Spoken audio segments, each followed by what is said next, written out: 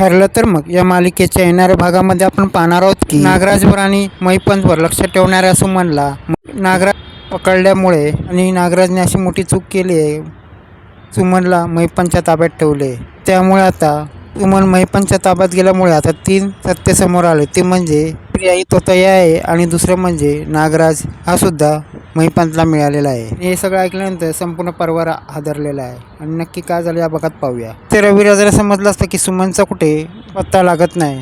त्यामुळे आता रविराज अर्जुनला फोन करतात. ते अर्जुन सांगायला लागतो की ही सुमन नागराज आणि मैपंतच्या पाठी गेली होती. त्यांच्याकडे लक्ष ठेवण्याच्या ह्याच्यात तिला नागराजने आणि मैपंतने कळलं असावं. त्यानंतर अर्जुन आणि रविराज हे पोलीस स्टेशनला जातात आणि ते सांगायला लागतात आम्हाला या नागराजवर संशय आहे, कारण की मैपंत बरोबर मिळून हे सगळं करू शकतो. पोलीस सांगायला लागतात तुम्ही काळजी करू नका, आम्ही सुमनचं शोध लावतो. आणि ते सुमनला शोधण्यासाठी फोन बिन ट्रॅक करतात. तिथे शोध लावायला सुरुवात करतात. इथे जिथे सुमनला ठेवण्यात आलं असतं तिथे मैपंत असतो आणि मैपंत सुमनला सांगतो की तुझ्यासारखं मला पण इथे नागराजने कैद करून ठेवलं आहे. तर इथे सुमन सांगायला लागते तुम्हाला कसं त्यांनी कैद करून ठेवलं आहे. तर इथे मैपंत सांगायला लागतो ही खूप मोठी कहाणी आहे. मैपंत सांगायला लागतो त्या रात्री मी प्रतिमाचं सत्य जाणून घेण्यासाठी तिकडे गेलो होतो, पण त्या टायमाला मी पकडला गेलो आणि नागराजने मला इथे आणलं आणि हे सगळं तुमच्या नवऱ्याचं काम. मैपंत सांगायला लागतो की 22 वर्षापूर्वी रविराजांच्या कुटुंबाचा जे गाडीचा अपघात झाला ना, तो कोणी घडवायला सांगितलं, तो तुमच्या नवऱ्याने, त्यांनीच मला सुपारी दिली होती. त्यानंतरच मी गुंड झालो. त्या अगोदर मी चिंदी सुपाऱ्या घ्यायचो, पण ही सुपारी गेल्यानंतर खूप मोठा गुंड झालो. आणि हे सगळं सत्य त्याला कोणाला समजू नये म्हणून त्यांनी मला इथे डांबून ठेवलं. आणि मैपंत सांगायला लागतो तुमच्या घरात जी प्रिया म्हणून बसली ना, ती मोठी तन्वी म्हणून तिथे आलेली आहे.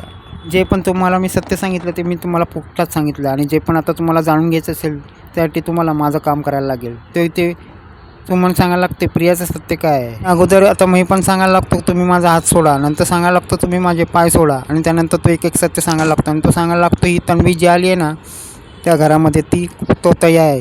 तर इथे सुमन सांगायला लागतं काय बोलताय तुम्ही. आणि बोलता मैपंत सुमनकडनं आपले हातपाय सोडून घेतो आणि त्यानंतर इथे सुमनला समजतं की हा जर इकडनं सटकला तर माझं काय खरं नाही आणि ती त्याला बोलण्यामध्ये अडकून ठेवते. आणि त्या टायमाला इथे नागराज येतो आणि नागराज बोलायला लागतो तुम्ही एकमेकाशी बोलायला लागलात. आणि इथे नागराज आल्यानंतर तो सुमनचं आणि मैपंतचं तोंड कापूस टाकून त्यांचं तोंड दाबून ठेवतो आणि सुमन सांगायला लागते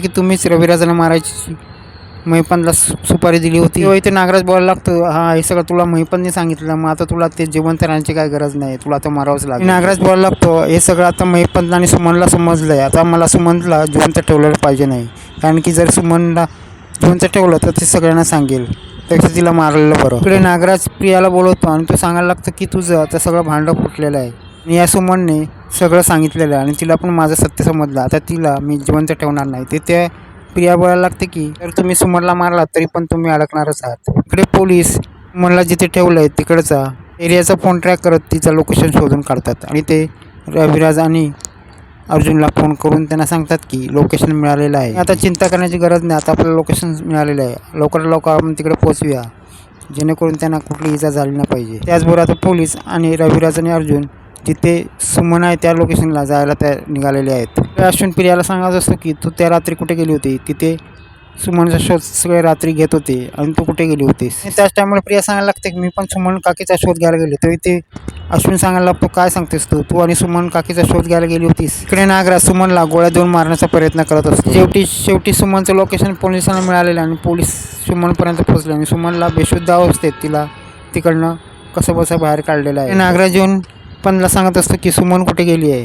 इथे मैपंत सांगायला लागतो मला काहीच माहिती नाही, तुमची बायको आणि तुम्ही काय ते बघा, मला याच्यातलं काहीच माहिती नाही. त्याच टायमाला इथे नागराज विचार करतो जर सुमन घरी गेली तर आपलं काय खरं नाही. आणि इथे नागराज खूप घाबरला असतो आणि तो आता सुमनला शोधण्याचा प्रयत्न करत असतो, पण त्याला काय सुमन भेटत नसते. त्या टायमाला तिथे प्रिया येते आणि इथे नागराज प्रिया सांगत असतो की सुमनने जर घरी जाऊन तुझं पण भांडं फुटलं तर तुझं पण काय खरं नाही, जर तिने घरी जाऊन सांगितलं तर तुझं पण काय खरं नाही, जा लवकर तिला शोध जा. आणि सगळेजण आता सुमनला शोधण्याचा प्रयत्न करत असतात. सुमनला घरी आणले जातं आणि ती सुमन घरी आल्यानंतर सुमन शुद्धीवर येते आणि सगळ्यात तिला आता प्रश्न विचारायला लागतात. सुमन सांगायला लागतं की मी जे पण सत्य आता इथे घेऊन आले ते खूप भयंकर आहे आणि ते सत्य मला आता रविराज, अर्जुन आणि सायली समोर आणायचं आहे. सुमननी सगळ्यांना बोलवलं आणि सुमन सांगायला लागतं की मी जिथे सापडली होती तिथे कोण सापडलं होतं का. तर इथे अर्जुन सांगायला लागतं नाही सुमन सुमन काकी तिथे कोणच सापडलं नाही. अर्जुन सांगायला लागतं जिथे तू बेशुद्ध पडली होती तिथे आम्ही गेलो होतो, पण तिथे आम्हाला दुसरं कोणच सापडलं नव्हतं. त्या टायमाला सुमन सांगायला लागतं की तो महिपण कुठे गेला, कारण तो महिपण पण तिकडेच होता. तिथे अर्जुन बोलायला लागतो महिपण पण तिकडे होता. आणि सुमन सांगायला लागतं की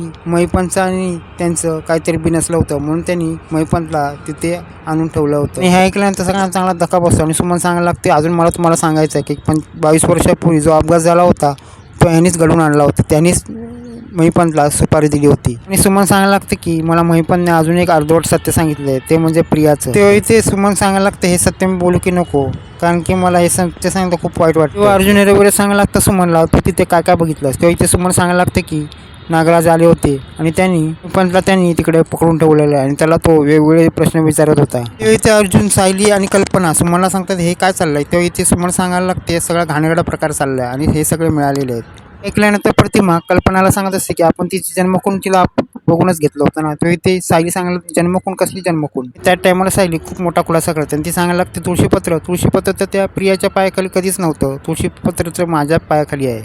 आता सगळ्यांना चांगला धक्का बसला आणि सुमननी जाऊन आता 2 सत्य उलगडले आणि तिसरं सत्य आता सायलीनेच उघडलेलं आहे. हळूहळू सगळे सत्य समजले आणि आता मालिका खूपच रंजक वळणावर आलेली आहे.